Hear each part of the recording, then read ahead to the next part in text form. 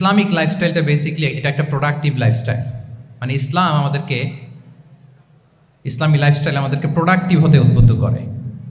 আপনার দিন শুরু হবে অনেক সকালে, প্রোডাক্টিভিটি নিয়ে অনেক লম্বা আলোচনা করা যেতে পারে। আমি ছোট্ট একটা পয়েন্ট যদি আজকের এই হলরুমে শেয়ার করি প্রোডাক্টিভিটি নিয়ে, যে ইসলামিক লাইফস্টাইল হচ্ছে আপনি একেবারে সকাল সকাল আপনার দিন শুরু করবেন। Early to bed and early to rise makes a man healthy wealthy. সবাই তো শিখেছি এটা, যে আগে আগে ঘুমোতে যাও, আগে আগে ঘুম থেকে জাগো, তুমি ধনী হবে, তারপর তুমি প্রজ্ঞাবান হবে, তুমি সুস্বাস্থ্যের অধিকারী হবে। এটা হচ্ছে ইসলামিক লাইফস্টাইলের একটা কোর ভ্যালিউ। সকাল সকাল দিন শুরু করা মানে সানরাইজের আগে আমার সকাল শুরু হবে। কাজী নজরুলের যে কবিতা, সূর্যি মামা জাগার আগে উঠবো আমি জেগে, পড়েছি আমরা সবাই, কিন্তু হয়তো মানা হয় না। তো এই যে সকাল সকাল ঘুম থেকে ওঠা, এটা যদি আপনার মধ্যে না থাকে, এটা ইসলামিক লাইফস্টাইল হতে পারে না। You must be a morning person. সকাল সকাল উঠতে হবে। আপনার সময় এমনভাবে মেনটেন করবেন আপনি যে সকাল সকাল ফজরের পর থেকে আপনি অ্যাক্টিভ। তার মানে you have to wake up early, you have to sleep early. একজন মর্নিং পারসন যদি না হন, এটা ইসলামিক লাইফস্টাইল হবে না। এর কারণ আল্লাহ রাসূল সাল্লাল্লাহু আলাইহি ওয়া আলিহি ওয়াসাল্লাম আমাদেরকে সকালে জেগে থাকার ব্যাপারে ইন্সপায়ার করেছেন, এবং তিনি দোয়া করেছেন এই উম্মার জন্য স্পেশালি, যে এই সময়টা এটা ফুল অফ বারাকা, ফুল অফ ব্লেসিংস। তিনি দোয়া করেছেন, আল্লাহুম্মা বারিক লি উম্মতি ফি বুকুরিহা। আল্লাহ এই উম্মতের বুকুরটা মানে সকালের সময়টা, লেটস সে সানরাইজের পরে 3-4 ঘন্টা, এই সময়টাকে আল্লাহ আপনি বরকত দিয়ে ভরে দেন। এই সময়টাতে ঘুমানো যাবে না, এটা হচ্ছে বরকতের সময়। এবং আল্লাহ রাসূল সাল্লাল্লাহু আলাইহি সাল্লাম যদি কোনো সামরিক অভিযান প্রেরণ করতেন, এই টাইমে প্রেরণ করতেন, এই বুকুরের টাইমে। এবং সাহাবারা তাদের কোনো ট্রেড ক্যারাভান, ব্যবসায়িক কাফেলা যখন সেন্ড করতেন, এই টাইমটাতে সেন্ড করতেন, কারণ এই টাইমটাতে বারাকা। তো এখন নিজের সাথে মিলিয়ে নেন যে এই টাইমটাতে আমরা কি করি। আমি জানি না আপনাদের কি অভ্যাস। আমি এসে তো শুনলাম যে জাহাঙ্গীরনগর বিশ্ববিদ্যালয়ে নাকি যতজন শিক্ষার্থী, মানে ততজনের জন্য এখানে আবাসনের ব্যবস্থা আছে। বাংলাদেশের কোনো ইউনিভার্সিটিতে নাকি এটা নেই। আলহামদুলিল্লাহ, অসাধারণ প্রিভিলেজ, এখানে অনেক সুন্দর সুযোগ। তো এখন বলেন আপনাদের সকালের রুটিন কি, বলেন। ঘুমিয়ে থাকেন না জেগে থাকেন? হ্যাঁ, আচ্ছা, ফজরের পরে আমরা ঘুমাই কারা কারা দেখি? সর্বনাশ। আচ্ছা ঠিক আছে, হাত নামান। আচ্ছা, ফজরের পরে আমরা একটু এক্সারসাইজ করি, পড়াশোনা করতে বসি কারা কারা? মাশাআল্লাহ, আছে কিছু, ঠিক আছে, হাত নামান। এবার 2 বারের 1 বারও যারা হাত তুলেননি তারা হাত তুলেন। আপনারা কি করেন? এইটা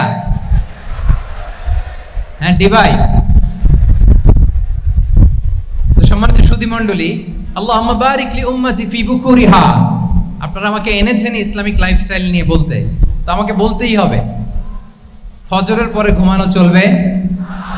প্রথমে আমরা হারামকে না বলে দিলাম, এবার আমরা না করে দিব কোনটাকে?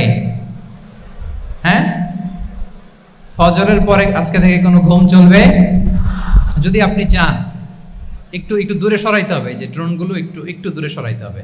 ফজরের পরে আজকে থেকে আমি এখানে জবরদস্তি করব না, শুধু আপনাদের সামনে আমি প্রেজেন্ট করছি। যদি সেমিনারের যে টপিক নিয়ে আপনারা শুনতে এসেছেন, এটা যদি আপনি অ্যাডাপ্ট করতে চান, অনুশীলন করতে চান, হ্যাঁ, ফজরের পরে আজকে থেকে কোনো ঘুম চলবে।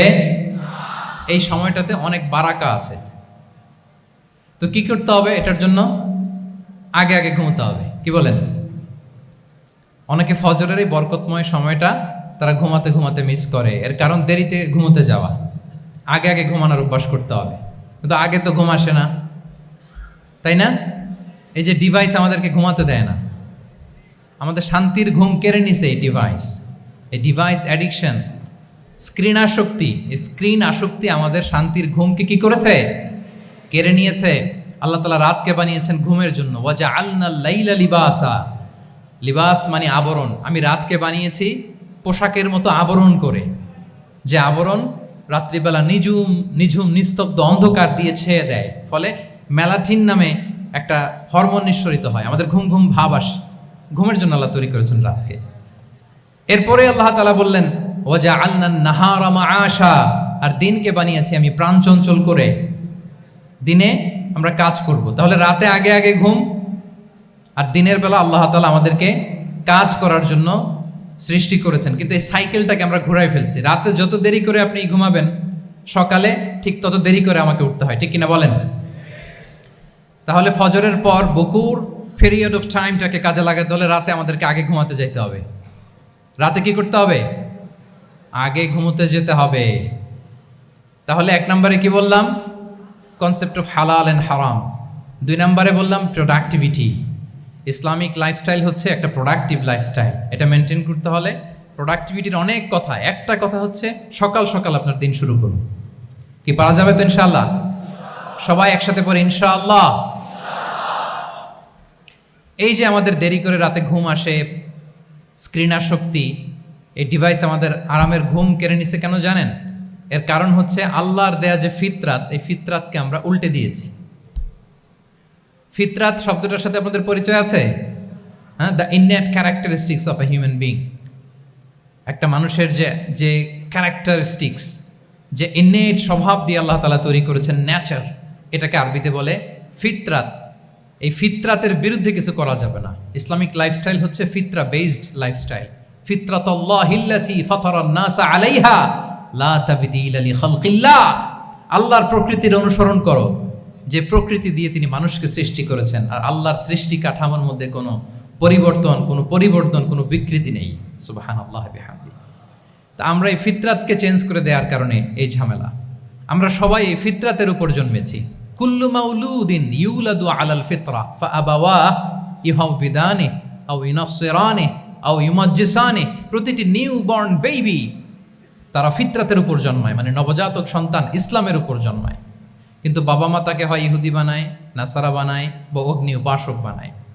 তাহলে এই যে ফিতরাত, আল্লাহর দেয়া ফিতরাতকে যখন আমরা চেঞ্জ করেছি, আমাদের জীবন থেকে বারাকা উঠে গিয়েছে।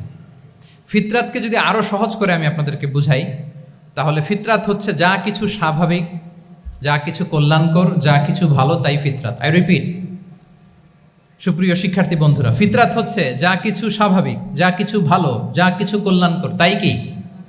তাই ফিতরাত। এই যে এখন আরবি কোন মাস চলছে বলেন তো? রজব। এই রজব মাসের 26 তারিখ দিবাগত রাত্রে আল্লাহ রাসূল সাল্লাল্লাহু আলাইহি ওয়াসাল্লাম ঊর্ধ্ব জগতের একটা ভিজিটে গিয়েছিলেন। আমরা জানি না সবাই? হ্যাঁ, ইসরা মেরাজের কথা আমরা জানি। সো এই মেরাজ রজনীতে আল্লাহ রাসূল সাল্লাল্লাহু আলাইহি ওয়া আলিহি ওয়াসাল্লাম ফিতরাত, মানে what is the essence of ফিতরা, এটা বোঝানোর জন্য এই হাদিসটা আমি শেয়ার করছি। মেরাজে যখন গেলেন, জিবরিল আলাইহিস সালাম ওনাকে 2টা পেয়ালা দিলেন। তিনি বললেন উচিতু বি ইনাআইন, আমাকে 2টি পেয়ালা দেয়া হলো। ফি আহাদিহিমা লাবান ওয়া ফিল আখারি খামর। এক পেয়ালায় ছিল দুধ, আরেক পেয়ালায় ছিল মদ। ফা আখাযতুল লাবান ওয়া শারিবতু। যখন 2টা অপশন দেয়া হলো, 2টা পেয়ালা, আমি দুধের পেয়ালাটা নিলাম এবং সেটা পান করলাম। তখন জিবরিল আলাইহিস সালাম বললেন আসাবতাল ফিতরা, মানে you are guided to the ফিতরা, আপনি সঠিকটাই নিয়েছেন। যেটা ফিতরা, যেটা নেওয়া উচিত, আপনি ওইটাই নিয়েছেন। তাহলে এখন আরো সহজ হবে। যদি 2টা পেয়ালা দেয়া হয়, একটা মদের পেয়ালা আর একটা দুধের পেয়ালা, তো আমরা নিব কোনটা বলেন? হ্যাঁ, তাইলেই ফিতরা হবে। তাহলে কি হবে? তাহলে যেটা স্বাভাবিক, যেটা কল্যাণকর, যেটা আমাদের জন্য ভালো, সেটা হচ্ছে ফিতরাত। তাহলে মদের পেয়ালা, দুধের পেয়ালা, কোনটা নিব? সবাই নিব তো নাকি? আমাদের রুচির যে দুর্ভিক্ষ চলতেছে, অনেকে মদের পেয়ালাই নিয়ে নিবে। কি বলেন? আছে না একদল, তারা কি করে? ওইটা চুজ করে ফেলবে। এবার বলেন আমরা কোন পেয়ালা নিব, মদের না দুধের? আমাদের ঐতিহ্য, আমাদের রুচি, আমাদের মূল্যবোধকে ধ্বংসের যত আয়োজন দরকার, সব সেটআপ চারদিকে আছে। আল্লাহর ফিতরাতকে ধ্বংস করে দেওয়ার শয়তানি সব আয়োজন আমাদের চারিদিকে। বাট আপনাকে রাইট থিংটা চুজ করতে হবে। তাহলে রাসূল সাল্লাল্লাহু আলাইহি ওয়াসাল্লামকে দুধ দেয়া হলো, মদ দেয়া হলো, তিনি নিলেন দুধের পেয়ালা। তাহলে এটা হচ্ছে ফিতরাত। এটা কি? ফিতরাত। এভাবে সব কিছু চেঞ্জ করে দেওয়া হয়েছে। সব কিছু, আমাদের লাইফস্টাইল চেঞ্জ করে দেওয়া হয়েছে, আমাদের ফুড হ্যাবিট চেঞ্জ করে দেওয়া হয়েছে, আমাদের খাদ্যাভ্যাসের মধ্যে পরিবর্তন। দেখবেন যে এখন আমরা যা খাই, আগে কিন্তু এটা খাইতাম না। এখন আমরা প্রসেসড ফুড খাই, হ্যাঁ, ফাস্ট ফুড খাই, জেনেটিক্যালি মডিফাইড যে ফুডগুলো আমরা খাই, এরপরে ল্যাব মিট, কত যে ভয়ঙ্কর। আপনারা জেনে থাকবার কথা যে ল্যাবে তৈরি মাংস দেখেছেন নাকি আপনারা? প্রাকৃতিক মাংসের কোনো ছিটে ফোটা নেই, কিন্তু এটা গরুর মাংস হয়ে গেছে, ওইটা মানুষ খাচ্ছে। মানে আমাদের লাইফস্টাইলও করাপ্টেড, আমাদের ফুড হ্যাবিটও করাপ্টেড, আমাদের স্লিপিং সাইকেলটা করাপ্টেড, সব কিছু করাপ্ট করে দেওয়া হচ্ছে। এবং এটার প্রভাব পড়েছে আমাদের শিশুদের মধ্যেও। দেখবেন যে শিশুরা সবজি খেতে চায় না। আমার তো 2 মেয়ে আছে, আমি তো দেখি বাসায়, বা অনেকের কমপ্লেনগুলো আমরা শুনি। আমাদের এখনকার বাচ্চাদেরকে ভেজিটেবলস দিলে খায় না, মাছ দিলে খায় না, অর্গানিক ভালো ভালো খাবার দিলে শাকসবজি খায় না। কি খাবে জানেন? সচেস খায়, সচেস, হটডগ খায়। হ্যাঁ, ওই যে আপনি অর্ডার দিয়ে বার্গার এনে দিবেন, পিৎজা এনে দিবেন, ওইটা খাবে। তারপর ইনস্ট্যান্ট নুডলস খাবে, স্যুপ খাবে, ফ্রোজেন যত মিল আছে এগুলো খাবে, টিনজাত খাবার যেগুলো দীর্ঘদিন সংরক্ষণ করে রাখা হয়। তো বলেন, আজ থেকে 30 বছর আগে আমাদের বড়রা কিংবা আমাদের শিশুরা, আমরা কেউ কি এই খাবার খেয়েছি? বলেন তো, আওয়াজ করেন, খেয়েছি কেউ? Entire system. কেন আমরা ইসলামিক লাইফস্টাইল নিয়ে কথা বলছি এখন? কারণ আমাদের পুরো সিস্টেমটাই, আমাদের পুরো ফিতরাতটাই ওরা চেঞ্জ করে দিয়েছে।